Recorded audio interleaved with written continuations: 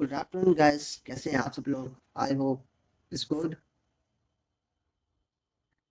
तो आज इस बुक का तीसरा चैप्टर है, तो हम जो है पढ़ने वाले हैं। इस बुक के अंदर मैंने जब गाइस पूरी किताब मैंने पूरी पढ़ी थी, तो ऑनेस्टली टेल यू मुझे जो है इतना ही पसंद आई, बहुत ज़्यादा कि इतना पसंद कि किसी बच्चे की एक जो है बायोग्राफी है कि एक छोटे से लेके एक तब बड़ा हो जाता है, अडल्ट हो जाता है। वो उस तक ये इसमें बताया गया है कि वो इंसान जो है कैसे एक अ, अच्छा इंसान बन जाता है और कब जो है एक बुरा इंसान बन जाता है। इसमें ये भी बताया गया है गाइस कि बच्चों को पालना एक देश को चलाने जितना है।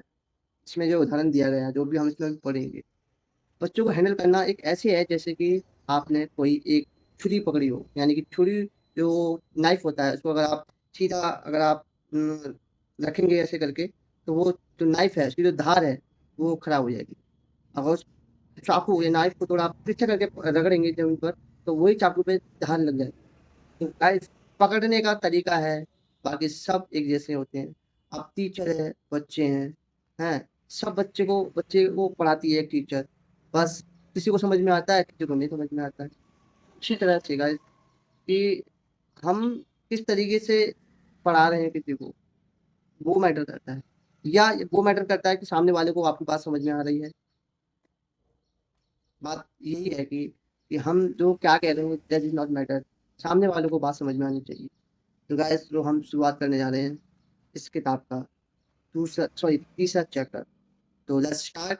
तो hey guys, I am Suraj, welcome back to my new another video. तो गाइस, उससे पहले हम एक कोड जो है उसको पढ़ लेते हैं, फिर जो है शुरुआत करेंगे। तो कोड जो है ऐसे है कि आम आदमी जिस काम को पूरा नहीं कर पाता उसे बुद्धिमान पूरा कर देता है, और बुद्धिमान जिस काम को पूरा नहीं कर पाता उसे जीनियस पूरा कर देता है।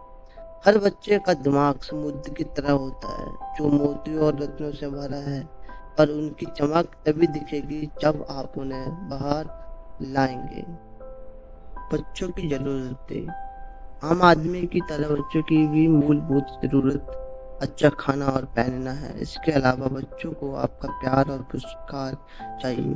अगर माता-पिता बच्चों को प्यार नहीं करेंगे तो और कौन करेगा? पर प्यार का मतलब बच्चों को गोद में उठाकर घूमना ही नहीं है। ये तो लोग पालतू कुत्ते, बिल्ली के बच्चों के साथ भी कर लेते हैं। प्यार का मतलब बच्चों की भावनाओं को समझना और उसके साथ बातें करना है। जब बच्चा स्कूल जाने लगता है तभी उसे माता-पिता का सहारा और मार्गदर्शन चाहिए। उसे पिता का मूल्यवान समय भी चाहिए होता है। आप उसे दिन भर में कम से कम 30 मिनट भी दें तो वह काफ़ी होगा। इसमें आप उससे उसके स्कूल की गतिविधियों के बारे में पूछें, उससे मिले हुए होमवर्क के बारे में पूछें, उसके साथ कोई खेल खेलें, चुटकुले और कहानी सुनें और सुनाएँ। आप कह सकते हैं कि आप शाम को काम से वापस आकर उसके साथ ही तो रहते हैं। ये बात टेलीविज़न देखते रहे, मैगज़ीन पढ़ते रहे या फ़ोन पर बात करते रहें तो उससे बच्चे के साथ घनिष्ठता नहीं बन सकती। जब उसको समय देना है तो पूरी तरह से देना होगा। बच्चे के लिए ये संसार नया होता है, वह उसे जानने की कोशिश करता है। आप अपने अनुभव से दुनिया को जान गए हैं, और तो क्या उसमें अपने बच्चों की मदद नहीं कर सकते? ज़रूरी नहीं कि आप उसे दुनियादारी सिखाएँ, पर उसे सरल भाषा में चारों ओर पाई जाने वाली चीज़ों की जानकारी तो दे सकते हैं। अच्छे संस्कार तो सिखा सकते हैं। आजकल ज़माना बदल गया है, बच्चों की सीखने की रफ्तार बढ़ी है। जो माता-पिता बच्चों को देर से सिखाने के मिलता था, वह आजकल बच्चों को जल्दी सिखाने को मिल जाता है।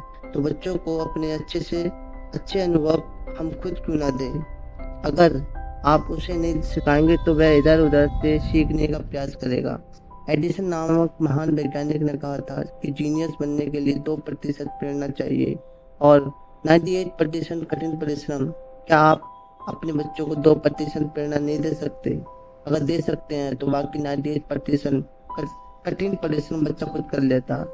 बच्चों के जीवन की तुलना एक ट्रेन से की जा सकती है और उसके पिता या माँ की तुलना एक सिग्नल मैन से। अगर ट्रेन को सही समय पर सही सिग्नल ना दिया जाए तो वह सही स्टेशन पर जाने की बजाय कहीं और चली जाएगी। बच्चों का एक ट्रेन की तरह की क्षमता वाला और काम करने वाला होता है। यदि उसे सही समय पर सही लाइन पर डाल लिया जाए तो वह बाकी रास्ता वह खुद तय कर लेगा। यही सही सिग्नल और सही दिशा देने ही प्रेरणा देने के समान है। जरा सोचिए इसमें आपको कितनी और मेहनत और कितना समय लगेगा। वैसे माता पिताओं जो है इतने टाइम नहीं होता है कि जो अपने बच्चों को टाइम नहीं देते, मगर मैं मेरा मानना है गाइस कि अगर हर हर माता पिता अपने बच्चों को टाइम दे और उसको समझे तो बच्चा जो है जीनियस की ओर बढ़ने लग जाता है। यही। सो गाइस आपको ये स्टोरी कैसी लगी प्लीज कमेंट में बताएं मुझे जरूर। और ये किताब मेरे को इतनी पर्सनल पसंद आई इसलिए मैंने इसको जो है यूट्यूब पर जो है या फेसबुक पर जो भी मैंने जो है का प्रण लिया है कि पूरा जो 12 चैप्टर्स के कंप्लीट करके दूंगा। और जो मैंने इस किताब को पढ़ा है, जो फील करा है, जो समझा है, वो फील जो है मैं और लोगों को जरूर करवाऊंगा। तो गाइस अभी हम चलते हैं, हमारा चैप्टर कंप्लीट हो गया है। अब मिलते हैं हम नेक्स्ट चैप्टर, चैप्टर नंबर 4 में हम मिलेंगे। तो अभी के लिए बाय गाइस एंड